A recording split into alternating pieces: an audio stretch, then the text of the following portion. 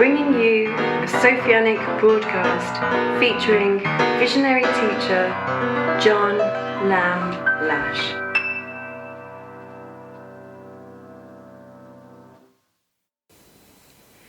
Today is the 27th of March 2018. The title of this broadcast is The Lie of AI Exposed in a Single Word. So this is Ginny, and I'm here with John Lash and Meiga. Back to Sophia. Yes, we're back to Sophia, it.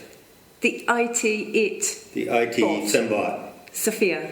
Yes. If we say Sophia, apologies, it just slipped out. It's just a glitch. We've been saying Sophia for a good 15 years now, and we love to say that word. But of course, Sophia, which has the word fia in it, fear, whereas Sophia rhymes with desire. And Gaia. And Gaia. And we'll find that rhyme, Sophia, desire, Gaia, fits beautifully into the little argument that we're presenting today.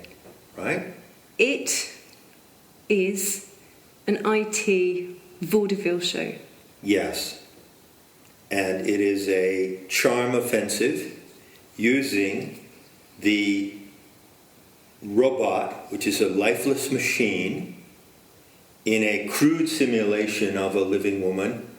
She probably wears her wig now most of the time. Well, right? She got a makeover. She's been on the front cover of glossy magazines because she got hair and a makeover. Yeah, she had makeup lessons. She had makeup lessons, and one of the clips on YouTube circulating about Shiite.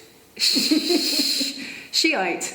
Yeah, the Shiite is that it was on the cover of a fashion magazine, and it was the subject of a makeup video, which, by the way, makeup videos are really huge on YouTube. So some of them have millions of views. So there you go.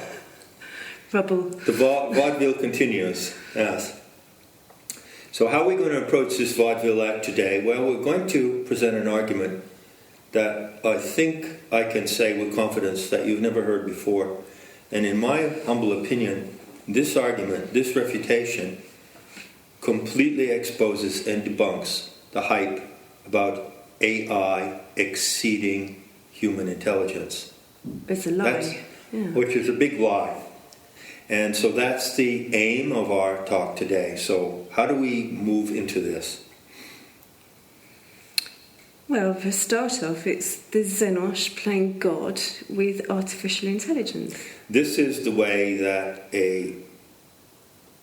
what you described there is the way a Shakta, or devotee of the power and beauty of the earth, would regard this phenomenon, Sophia. It's simply a vaudeville act demonstrating how the Xenosh play God with the Gaianym. They're playing God, first of all, in their most secret Talmudic belief system. They regard themselves as our creators in the first place. Doreen Dotan said that. And now they're going to replace us, because they have the power to do so. The Xenosh are going to replace us with an upscaled version of a robotic AI humanoids. And so, coming through Sophia is that threat. Well, it shows their psychopathy, doesn't it? You know, they think they created the human species, that they are gods and they created the human species. But now they want to get rid of the human species, right, and replace it with what? With mechanical simulacra, lifeless robots. And the fact that they want to replace the human species with lifeless robots, beginning with jobs, lifeless robots flipping hamburgers, lifeless robots driving cabs, lifeless robots running whole laboratories and running whole institutions, right? When is the day when the college students sit in the auditorium in front of a lifeless robot who's teaching them in place of the professor? All of this demonstrates their biophobia. They claim to have created life. They are the Elohim race. But they actually are afraid of life and hate life. So you see when you look at Sophia, see biophobia. Yeah. She represents the biophobia of the Xenosh. Yeah. Right. But the Vaudeville Show is actually a psychological operation on us. Indeed it is. There's a massive psyop taking place around the subject of AI. And that's what we're here to address. So it's the psychological operation is trying to make us give up the battle before it's even begun. Well, that's a great point. There is a battle on this earth. I described it in the talks on the Great Deception in the Mythophrenia series. I pointed out there that Christians who propagate this idea of the Great Deception are actually caught in that deception.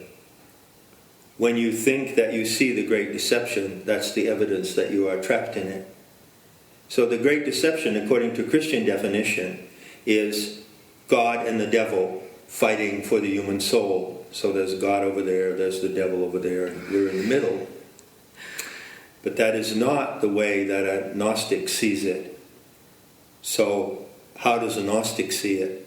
Well, those two entities don't exist. Well, those two entities are just psychotic fictions of the human mind. What the Gnostic sees is humanity here. Over there is the earth and Sophia, she who is the creator of humanity. And standing between the two, trying to separate them, are the enemies of life and the Xenosh. Yeah. So that's the real picture. And the psyop continues coming from the enemies of life in an attempt to make us give up this battle. Make us believe that the Xenosh have already defeated us.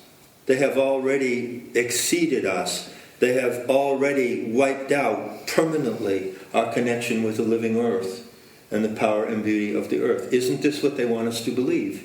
Yeah, for sure. And even in wanting us to believe that, they're putting up this show, which is this bot, which, when actually they're doing a whole lot of other things behind the scenes, as well, which are much worse. It's a misdirection. Yeah. That's one aspect of the psyop. The psyop has several factors operating. It's a complex psyop, and it's extremely insidious and evil. But fundamentally, those in the tantric camp today are gathering at the battle line. And with planetary tantra instructions being made available, with the Charlotte working, this is the first shot across their bow. So the tantric teachings and the Gnostic tantric message tells us that the Rome are magical children and we have magical powers, and now is the time to discover and engage those powers in the battle. So we're just at the beginning of a battle with the Xenosh and the enemies of life, but they want to convince us that we've already lost the battle. And they're using this whole vaudeville game and this hype of AI to do that. So, is that clear?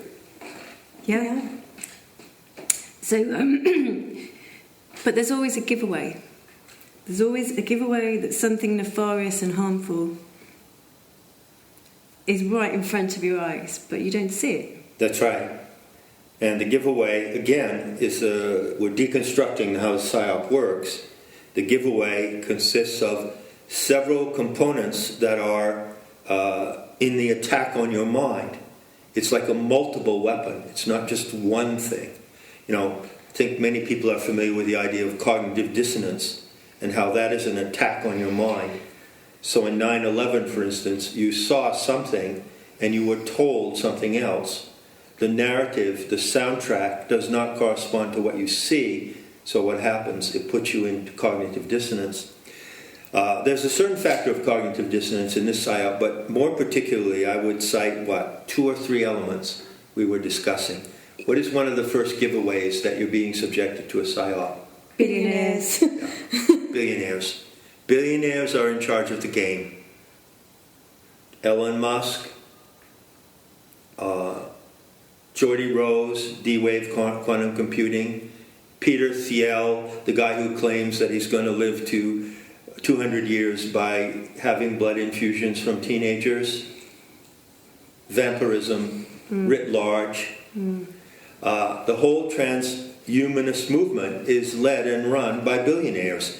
That's a sign that something really bad is going on behind the scenes. And most of them are Xenosh billionaires. And most of them are not even really billionaires, but they're only front men. So, for instance, Elon Musk, who could be the subject of another talk, is supposed to be running, 4 companies at once. The Tesla car company, which is tanking badly, the SpaceX program, and a couple of others, a solar panel program and something else. Elon Musk could be someone who has no money whatsoever. He's just a puppet and a frontman, but there are billionaires running this psyop. That's the first sign that you're in trouble. Another sign would be secrecy. Well, we're telling you all about what we're doing, but in fact we're really not. Okay? So we're giving you a narrative, but in fact we're really not allowing you to see the evidence that this narrative is correct. This is a giveaway that there is something happening behind the curtain of the Wizard of Oz, and that's not what you're being shown. So Sophia is like the window dressing, but what's going on in the shop behind her? What's going on in the synagogue in the shop, at the back of the shop? Right, in the synagogue, back room of the synagogue is completely different from what you're being shown. So you learn as you sharpen your animal instincts, you learn to detect this. And there's also this total proliferation across the media of any narrative that they want to push. You see it coming up everywhere. Like you started up saying that, she's having a makeover. Sophia's having a makeover. So there's all of the, all of these makeover things coming up. So that this is how they proliferate. They put it out there everywhere. You see the same thing coming up everywhere all the time, and that's because that's something they're pushing. It's not because all of a sudden people have just suddenly become interested. That's right. In this. That's right. It's not. They keep your interest up. They count on a certain entertainment value, and they keep your interest up by saying, oh, Sophia did this today. She talked to this group of Girl Scouts, or she went to the maternity lab, to have a gyno, or whatever, right? That's coming next, right? And all of that is distraction while they're working on you from behind that screen of entertainment. They're working in an evil fashion upon your mind and your morale. Well, this already came up a few months ago when you first took the threat display. Public. I was snooping around, as I so like to do, and I actually made a joke to you and a friend that was visiting. I said, "What next? Bot lives matter." And it was a joke, but it wasn't a joke as well. And then when I started looking at it, there's already Xenosh, psychology professors pushing, this AI. It's going to need protection, and looking at.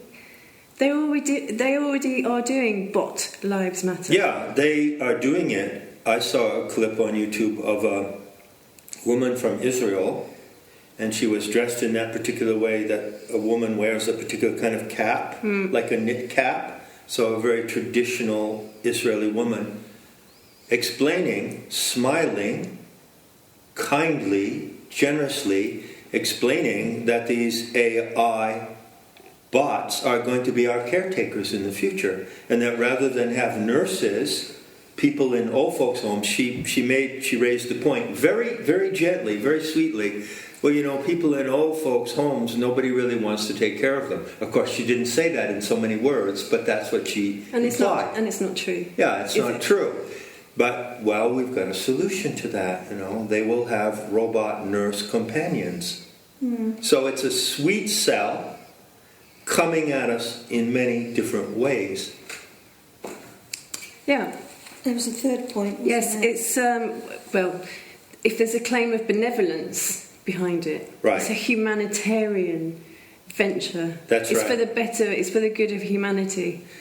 That's right. And so the billionaires, or supposed billionaires, let's say the front man to the billionaires and the actual billionaires behind them, whom you don't know, are always saying, it's coming from benevolence. We're doing this out of benevolence. The philanthropic tribe. Yes, the philanthropic tribe that guides us, that guides the Rome, the philanthropic tribe that gives us human rights, the definition of human rights. Because they're our parents. Because they are our spiritual parents and they are the beacon to the world.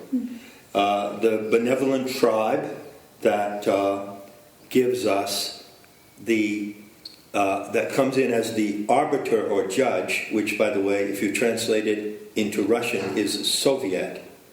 The word Soviet means arbiter or judge, like a umpire at a game, at a baseball game. You have an umpire who is neutral. There are two parties playing baseball, two teams, and the arbiter is the neutral party.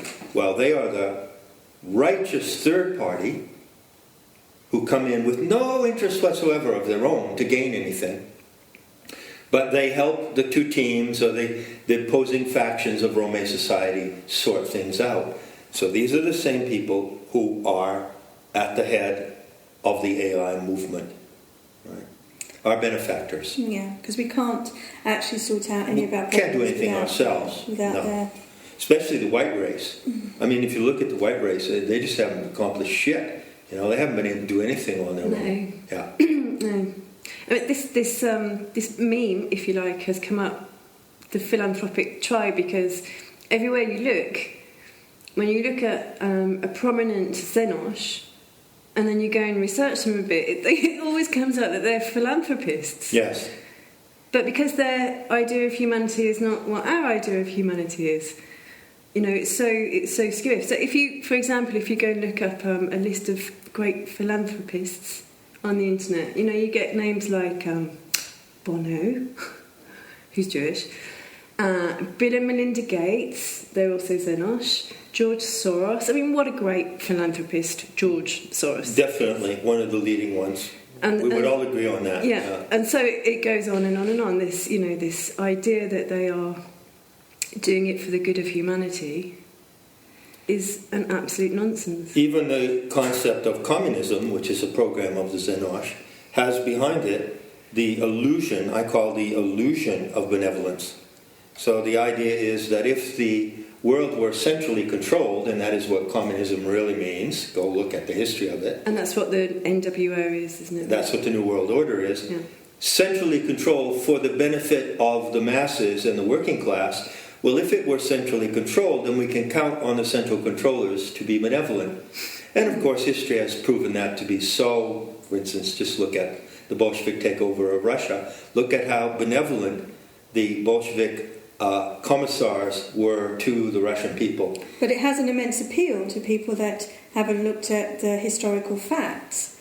Well, the idea that, you know, we live in a benevolent society where everything the playing field is equal, yeah. And, you know, that, and all the robots do the work. That's right. They're going to, in the new communism, in the future communism, the robots are going to do all the work. And presumably, all of the Rome, us playful children of the goddess, are just going to be free to just play and create, just like they were in the Soviet Union, just like they were in Maoist China, just like they were in Venezuela, where they're looking for toilet paper now. And like North Korea today. Yeah, just like they are in North Korea. That's a totally communistic society where all the people are free to create as they like. This is where AI wants to take us. This is transhumanism. Communism, transhumanism, AI, it's all part of the same program. And the battle is just beginning. Yeah. So you're looking at this with a Matangi eye. You're looking at what is behind the lie of AI. behind the lie, and we're also looking at what is not there. And What's this is where not- the key word comes in. This is Matangi. Yes. This is a Matangi tactic, isn't it? You look at what is not there. Yes, we call that the Matangi eye. Some people use the term a bullshit detector. The Matangi eye is sort of like a bullshit detector, but it's much sharper than that. It's really a blade that cuts through the fog of illusion and deception. So what is it that's not there? Well, what's not there is the word, the A word. And the A word has not been, to my knowledge, ever used in any discussion of artificial intelligence. So this is picking up from the last Radio Gaianym show where at the end we talked about you introducing words. Right, I didn't invent this word. This isn't your word. No, but it's a word that I would like to introduce. Yeah. And since I introduced the A word archon, and that seems to be getting around quite a bit in the last, 16 years, I would be happy to be known as the one who introduced the A word to the discussion of AI, and that word is appetency. APPETENCY. Yeah, appetency. Less frequently, appetence. And now this is a genuine word. I haven't made up this word. Obviously it relates to the word appetite. So what is appetency and how does it apply to the debate about AI exceeding human intelligence? Now I'm assuming that this word appetency may be quite new to most of you who are listening. So let's start by just approaching some of the definitions that you can find if you research it. Here's a generic definition. It means a seeking after, craving or appetite, desire, especially sensual desire. And it refers to the capacity of any system or organism to have appetite, desires, and aversions and attractions. Okay? And there's a wonderful quote in one of the definitions that... this one came up. It says, a strong craving or desire, and in quotes, to give you an example of it, it says, he spoke in words shot through with appetency, as storm clouds are pierced with lightning. And that was from someone called Christopher John Farley. It says a natural propensity or affinity. I don't know where that quote comes from, but it certainly rings clear and bright for us because it's a reference to our beloved flirtatious lightning. Yeah. The Dakini name of the earth goddess is Vaishravilasi, which means flirtatious lightning. Mm-hmm. And so to speak with appetency as storm clouds are pierced with lightning is kind of a clue that we may be on the right track here. Okay? So it came into use in the early 17th century, that's the early 1600s, from Latin appetentia, from appetere, meaning to seek after. And the further etymology goes into, there's a French derivation from appétence, meaning desire. So appetency can more or less be interchangeable with the word desire. We'll get to that in a moment. And it goes back to an IE root, PET, which curiously suggests to rush or to fly. So when you desire something, when you have the appetency of whatever kind, when you have the appetence for something, what does it do? What does it feel like? It feels like a rush. It feels like an urge, something that you go toward. You go toward what you desire. So that meaning is contained in the Indo-European root. When you investigate the etymology and the roots of words like this, as we like to do, you find a depth of meaning embedded. So the root here, PET, in appetency, occurs in the Old English word which means feather. and it occurs in a Germanic word, which also means feather. So the idea of a feathering, or something that moves like a feather, is implied in the deep meaning of this word. And in fact, the Sanskrit equivalent to the root pet, refers to a petal or a leaf, or something that trembles in the wind, trembles from sensation. So trembling, curiously, or the tremor, you could say, yeah, and how does that relate to Gaian cosmology? It's the opening line of the Gaia mythos. In the beginning was the tremor, right? And the tremor is also called the pulse. The spanda in Sanskrit means pulse. So when we talk about appetency, we're actually being vectored back to something fundamental to the very process of creation. The pulse, the trembling, the tremor. And when you feel that, you are part of the creative process. So, can a robot ever feel that?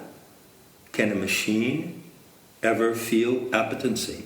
Well, you want to take Sophia, the IT bot, out on a date, don't you? Yes, I do. Where do you want to take her? I'm craving to take Sophia to a local ice cream parlor. Yeah? And once I get her inside the parlor, she's going to have a wig on, makeup. She's going to be walking along with a neat little dress. Not a mini skirt, but, a little below the knees, so you can't see those mechanical joints. She's going to have, pretty expensive shoes on. And we're going to walk into the ice cream parlor, and I'm going to turn to her and I'm going to say, okay, Sophia, there's 47 flavors of Haagen-Dazs in the counter here. Which one would you like? And there's going to be so you'll hear some words. Silence. You'll hear some cogs turning. Yeah, we're going to hear some mechanical noises, and maybe a few buzzes. Her knees trembling. Her knees will tremble, maybe, but that's programmed, right? That's a simulation.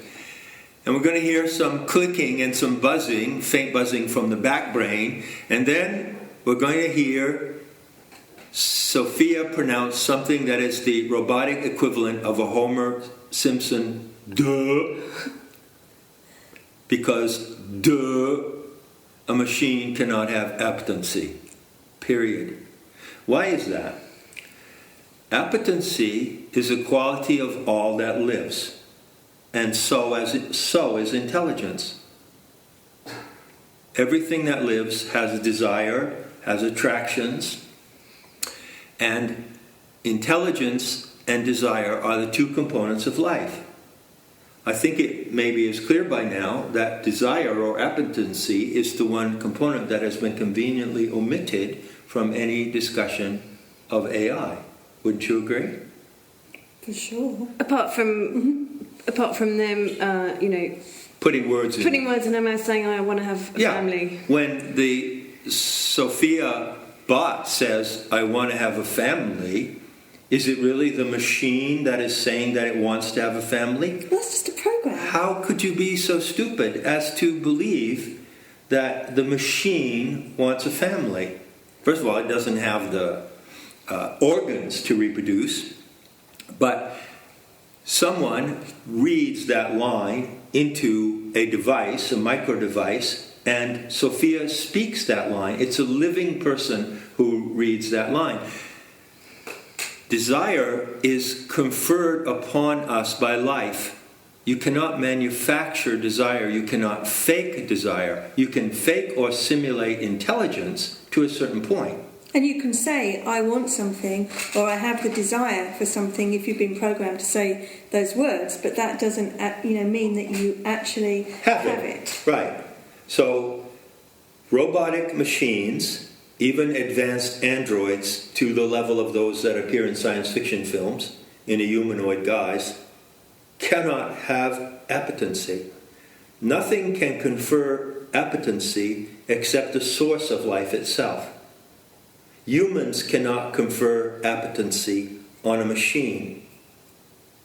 Appetency is a sacred quality of life, desire, or kama in Sanskrit. is a sacred quality of life that is conferred upon all that lives by the supernatural source of all that lives. So even though human beings can create a simulation of their own intelligence, they cannot confer appetency on it. That is not within our power. Therefore, no machine can ever have appetency. Therefore, no machine can ever compete ultimately with a living human creature. No, but of course they've programmed us through Hollywood, haven't they? That machines are going to take over, and that's machines want to control the planet. To make it better for us. To make it better for us. But that was the starting point, wasn't it? To stop. No, but I mean, in terms of films like Terminator, you know, the robots go rogue, and then they try and destroy and take. That the robots go rogue. What is this theme? This is the science fiction theme. The theme is twofold. Not only that human beings create robots who, through a self-learning loop, become intelligent enough to outwit the human beings, but that they want to outwit them. No robot can ever want to outwit anyone. So HAL, in 2001, is represented accurately in very, very many ways. You know, there could be a robotic device, a computer, that maintains all the functions on a spacecraft. This is possible because human beings create it.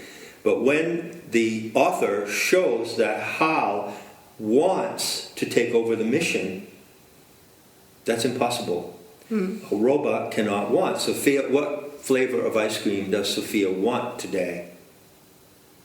Whatever she's told to want, and how is she going to swallow it? Yeah, and how's she going to swallow it, and how's she going to taste it?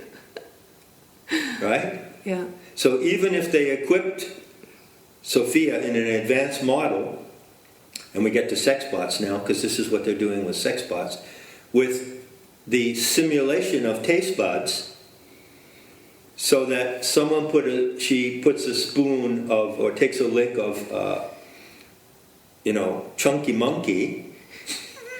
She takes a lick of Chunky Monkey. That's not Haagen-Dazs. That's no, the other that's one. Baskin Robbins. Yeah. No, that's Jerry's. That's whatever. And Rocky Road or whatever. And she says, I like it. That's not appetency. Because appetency can only be conferred by the source of life. And we are not the source of life, although we have a dynamic, interactive bond with the source of life. But there are boundaries to what we can do. And appetency binds you to the natural world. The desire for beauty is the strongest binding force in human reality. For beauty. Do robots desire beauty? Can robots ever paint or sculpt? Well, perhaps they could mechanically be constructed by human beings again, with certain capacities to do that. But if you hear a robot say, I want to make a sculpture of a unicorn, that is a con. Because the quality of desire and the quality of life belong together. And robots are lifeless, and they are without desire. I rest my case. But we were going to do another experiment. Oh yeah, we got to go to the airport, right? How about this one? You have to go to the airport, Ginny, in order to go to Bali and investigate something there, okay? So you have to be at the airport at a particular time, and you call a driverless cab. So what happens? The cab turns up. At exactly the minute that you call it, right? Yeah. You get in the driverless cab, you're sitting in the back, you see a screen. Or at least I don't have to say, have you been busy? To have a fake conversation with the taxi driver. This is in some ways the appeal, because there are some things about real life that are a little bit uncomfortable. Yeah. Like, for example, if it wasn't a driverless cab. There you go. And it was a Muslim. Well, okay, this is taxi driver. This is a British problem. Tell me about it. Well, the taxi services are completely occupied by Islam.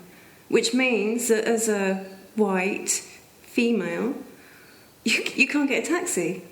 Well, you can get a taxi, but I've jumped out of 2 moving taxis in my life in Britain that had Muslim taxi drivers, and they were kidnapping me. Which they do. Which they do, yeah. So, you as a white woman are not safe in a cab, so no problem. You hire a driverless cab.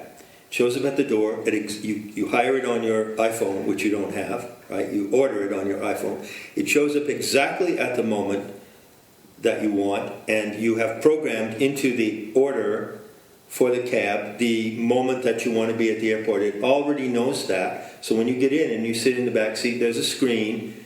The screen welcomes you, and it shows you the GPS coordinates, and the driverless car proceeds to take you to the airport on time by the best route, which it figures out using its AI faculties, right? What about if a dog runs in front of the taxi? Right. How's it going to swerve? If a dog runs, if there's a hailstorm, there are many unpredictable things that can happen on the way to the airport Puncture. that cannot be programmed into the driverless cab. But basically, the point here is to ask the question, well, isn't it just as good in some cases, as you described, if you get to the airport with a driverless cab? Yes, the driverless cab may be able to get you to the airport, but it doesn't want to get you there. No.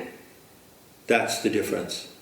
Whereas if you get a driver, when you can trust and you feel safe with, the driver is a human being who has appetency, and they really want to get you there. So they not only have the ability to get you there, they know the routes, they know how to drive, they know how to take shortcuts, and it's their but they job. want to get you there. It's their job to get you there. Yeah. Whereas that can never be the case with a robotic device. Well, it's the same with the sex bots as well, isn't it? You know, they're creating these sex bots to have sensory receptors in their genital area. And I watched a YouTube clip on one of the creators who was saying, you know, that we've programmed these sex bots that the kinder that you are to them, the more responsive they are orgasmically. Yes. So if you talk to them in a certain way, they will respond with more sexual overtness toward you. They're being programmed in this way. The sex bot phenomenon is an attempt to bring the illusion or simulation of appetency to the robotic that's device. right. It's all a simulation, and the simulation only works within certain limitations. You know, it's only going to give you a small version of it. So, you know, the driverless cab can get you to the airport provided nothing else goes wrong. And that seems okay when you juxtapose that to the Muslim taxi driver and the risk involved there, because really it seems as though that might be better until you consider, well, do they have appetency? What's the appetency situation for, you know, in Islam? Do they really want to get you there, or are they actually programmed to want something else? Or do they want anything at all? Well, once it's recognized, this is a wonderful overture to a huge question. Once it's recognized that appetency and intelligence are coupled in what is truly alive, then you can flatly say, I don't buy it. I don't buy the hype. Because a living animal, such as a human being, may be intelligent enough to create a non-living machine that does some things better.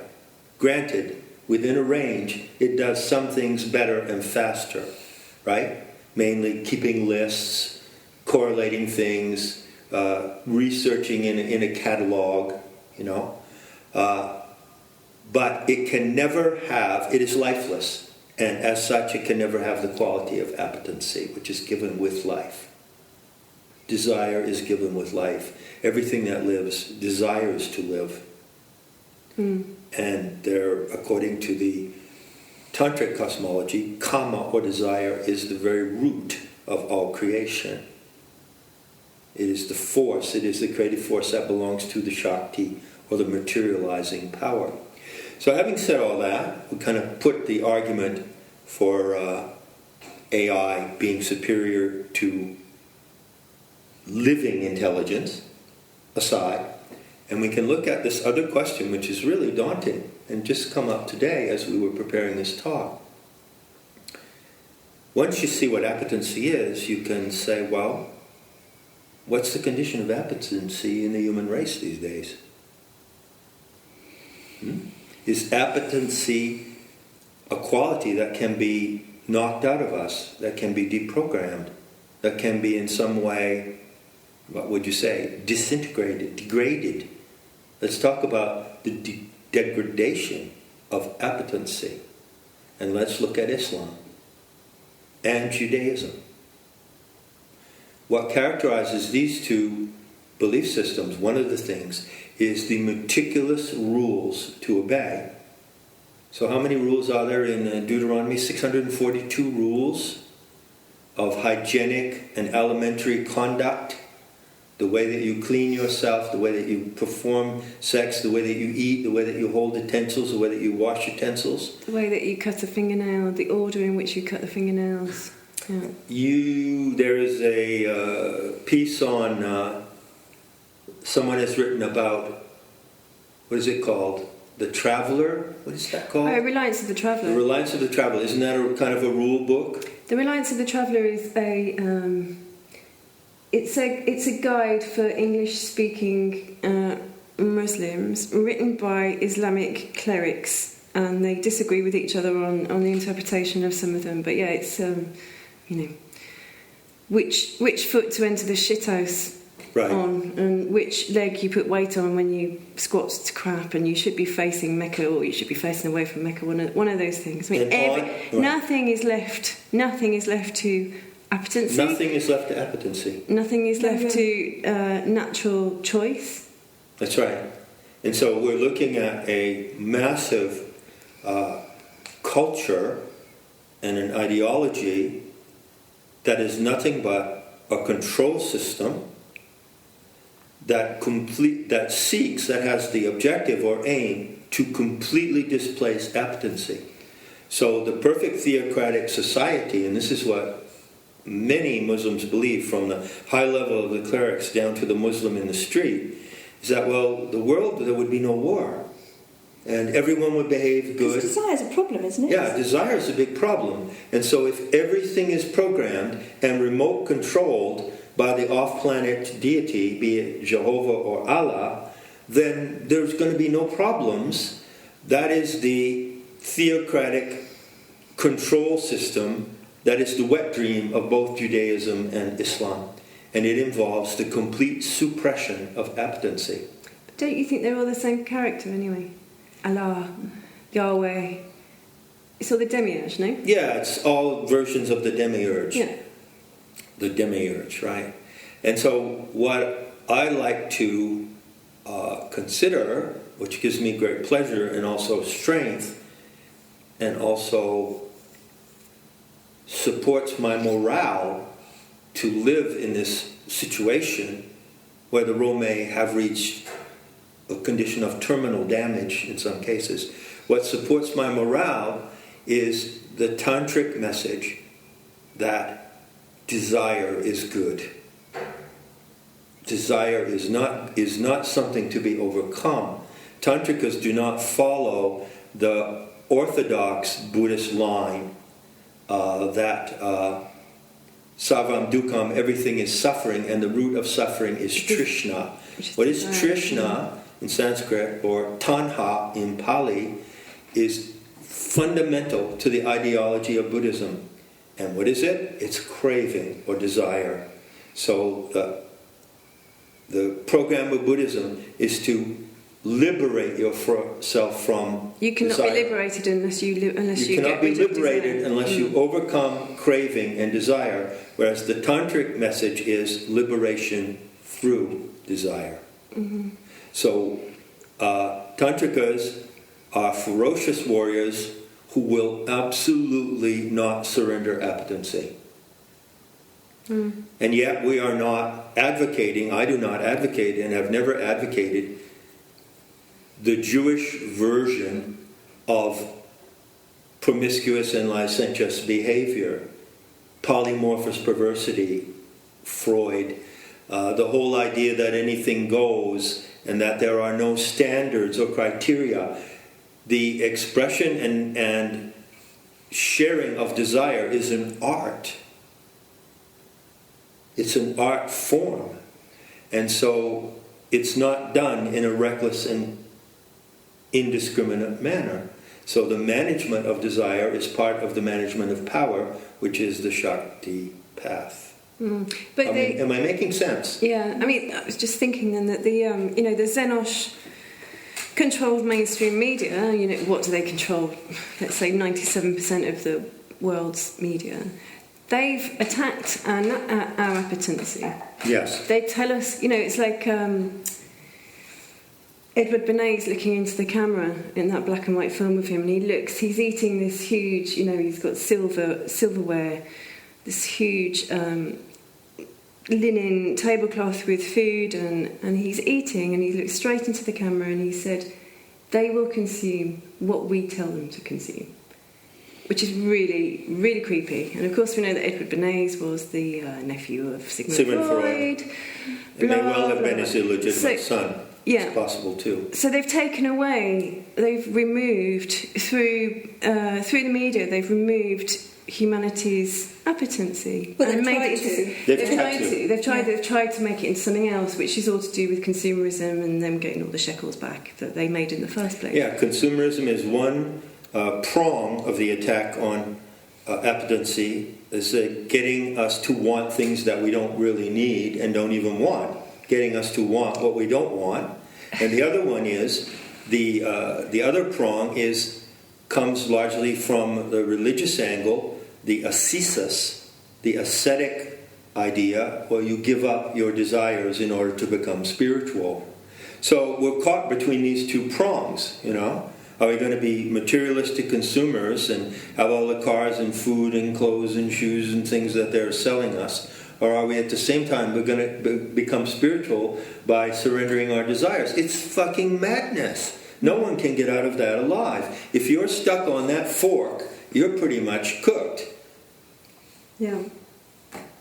As Lou Reed once said, stick a fork in them and turn them over. They're done. If you're stuck on that fork, of those two prongs, it's very, very hard to get off. Well, it's actually very easy. It's very easy to get off if you go back to appetency, which means going back to nature. Mm-hmm. And always remember, when you look at the earth, that is the source of your appetency. You wouldn't have desire if the earth didn't give it to you. The mother gives you appetency as she gives you intelligence. She designed your intelligence. Thelete and Sophia designed the human intelligence. They calibrated the human genome. We talk about this extensively in Planetary Tantra.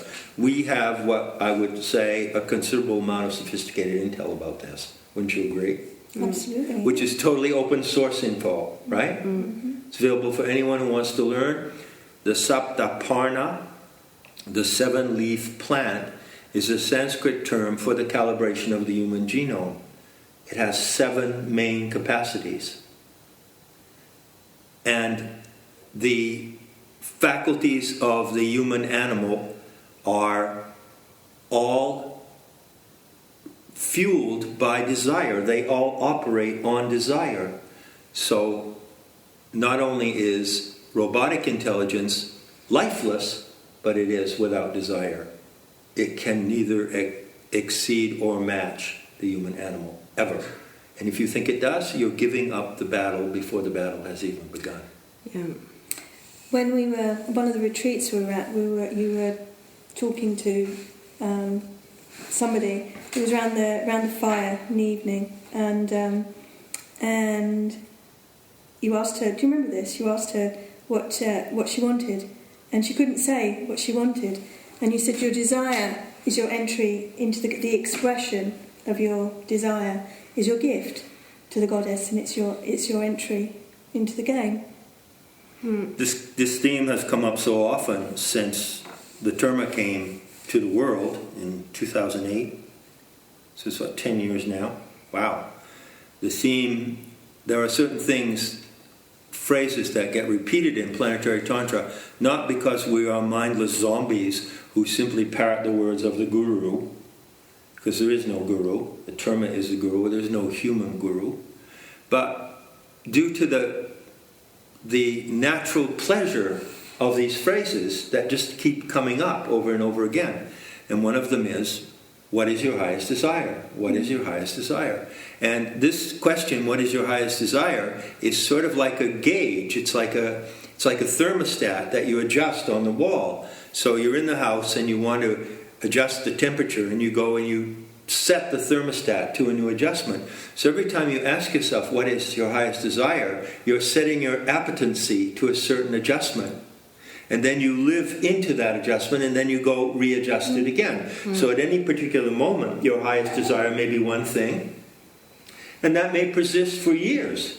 Then your highest desire may only persist for weeks.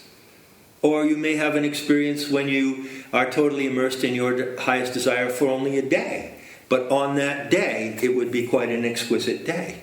And this is leading us back to that thermostat is going to be the Shakti Cluster app, isn't it? That's going to be how you initiate your desire by using the app with the power of the earth. Indeed. There are 18 points or settings on the app, and 10 of them correspond to a system that comes out of the southern Dravidian tradition of India, Dravidian goddess worship, sort of centered around Hyderabad in southern India. It's a city that we like to think about with great affection and respect.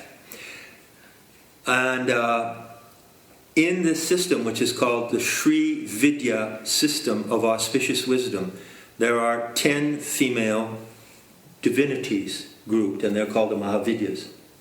And they are all known traditionally to be deities who grant your wishes, or boons, as the old term goes. They grant boons, they grant wishes. So whatever you desire, do you desire beauty? Do you desire health? Do you desire abundance? Do you desire money? Do you desire lovers? Do you desire whatever you desire? They grant your desires.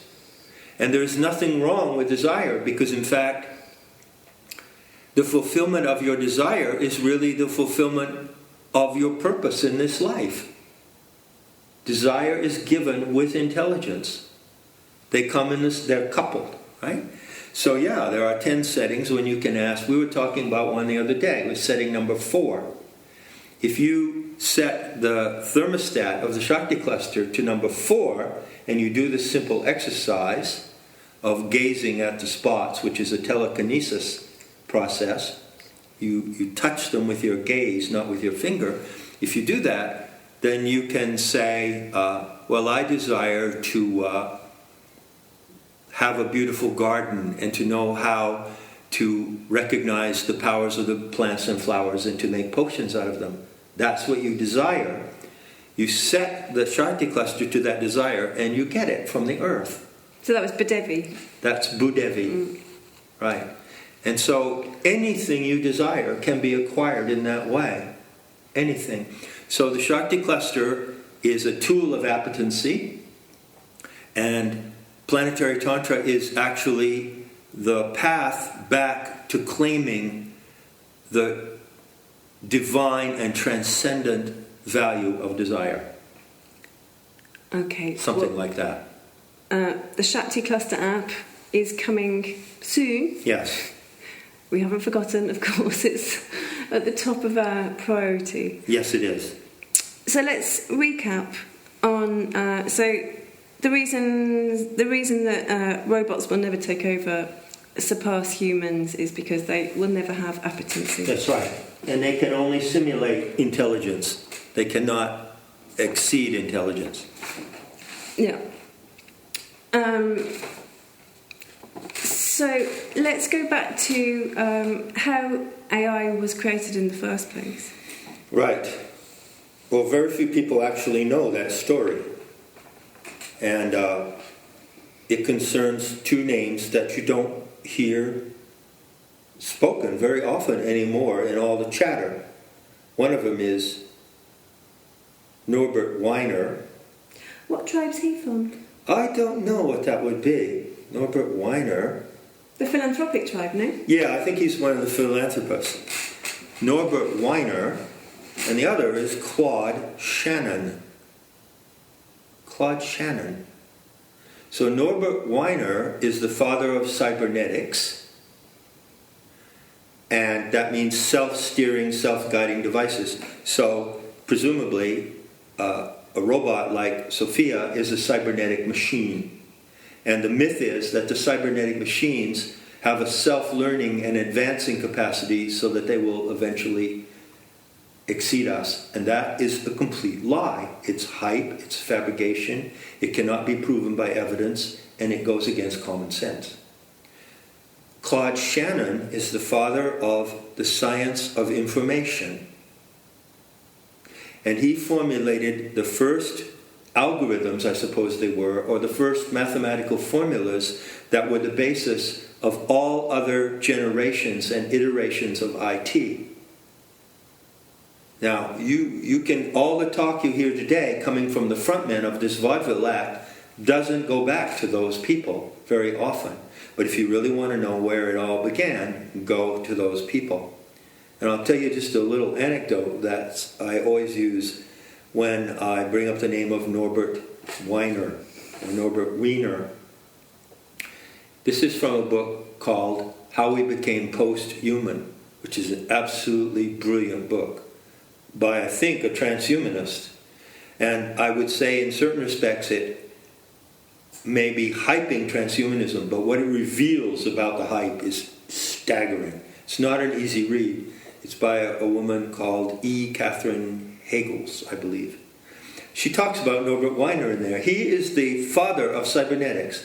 What is cybernetics? It is the science that allows human beings to create auto-monitoring and auto-operating machines. So it's the basis of all automation, from the simplest kind of automation, like what, a robot vacuum cleaner, up to the most complicated types of automation.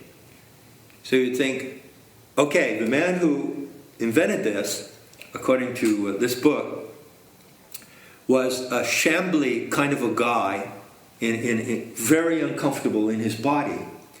And he was so uncomfortable in his body that his uncomfortableness became painfully obvious to people around him, and it was embarrassing to them. And the example that she gives is that he was once at a party with some people in a park, and they were pitching horseshoes. And so it came time, said, hey, Norbert, come on over, Norby, come on over and get your head out of cybernetics for a moment, come on over and pitch horseshoes with us. So, you pick up a horseshoe and you hold it and you flip it 20 feet or so to try to get it around a stake. So they gave him a horseshoe, and he flipped it off to the side. It almost hit somebody on the head that was standing eating potato salad at the picnic table. He was so discombobulated and uncomfortable in his own body that he could not perform the simple action, the rhythmic action of pitching a horseshoe, and he's the father of cybernetics. How interesting. Take a clue from that. How interesting. Well, I think on your second date you should take Sophia to toss horseshoes. Yeah, that's right. There's so many things I want to take her out dating Sophia. I think this may be my next big project. It could be a reality TV show. A comedy. Television Gaianym. Yeah, television Gaianym. Debuts with a brilliant comedy which is educational. Dating Sophia. Sophia. You did it. I've been dating Sophia for a long time. Yeah. That's another story. Okay. Okay, so the hype, there's lots of hype. Right. And you wanted to talk about the hype between behind D-wave quantum computers, and that they'll solve any problem. That's right. I think this would be a good place to round it off, because inevitably the hype about Sophia and other robotic devices is linked to the D-wave quantum computing scam, which comes from It's the same people, Rose. isn't it? It's the same people, it's the same scam. Just to close, let's consider two claims that are made by the D-Wave quantum computing gang, David Deutsch, Geordie Rose, and others. The first claim is that with quantum computing, with a D-Wave machine, which I think is a gummy bear machine, basically. I think it just has gummy bears in it that are kept at And almost... the hamster. And a hamster. The poor, it's pretty cold in there, so I don't know if they could keep a hamster alive. Anyway, hyper-frozen cybernetic gummy bears in this big black box. With this box, David Deutsch says famously, you can harness the power of parallel universes and solve problems that have never been solved before. Stop the cameras, okay? Name one problem, one practical problem, one simple math problem, one logistics problem that was ever solved by a D-Wave quantum computer. What are the claims that they must have There made? are no claims. So they make this ridiculous statement, but they don't back it up with any evidence, any proof, or even a claim. Well, No. Okay, it solved this. Yeah, they do not give an example of what it actually solved. And as far as I know, and I don't know what the source of this is, I remember hearing a report that someone had tried to apply the D-Wave machine to the logistics of package delivery in some large city. And I seem to recall that it was the Seattle area and it was UPS. UPS Logistics. So imagine UPS Logistics delivering and receiving packages just in the Seattle area, just in one postal code zone. Really complicated thing. It's true that as it exists today, people who run that system are using computerized devices. So when they come and deliver your package, they're using handheld computerized devices, handheld apps. But it's all run by living human beings every day. If no living person showed up at UPS in the day, nothing would get delivered, right?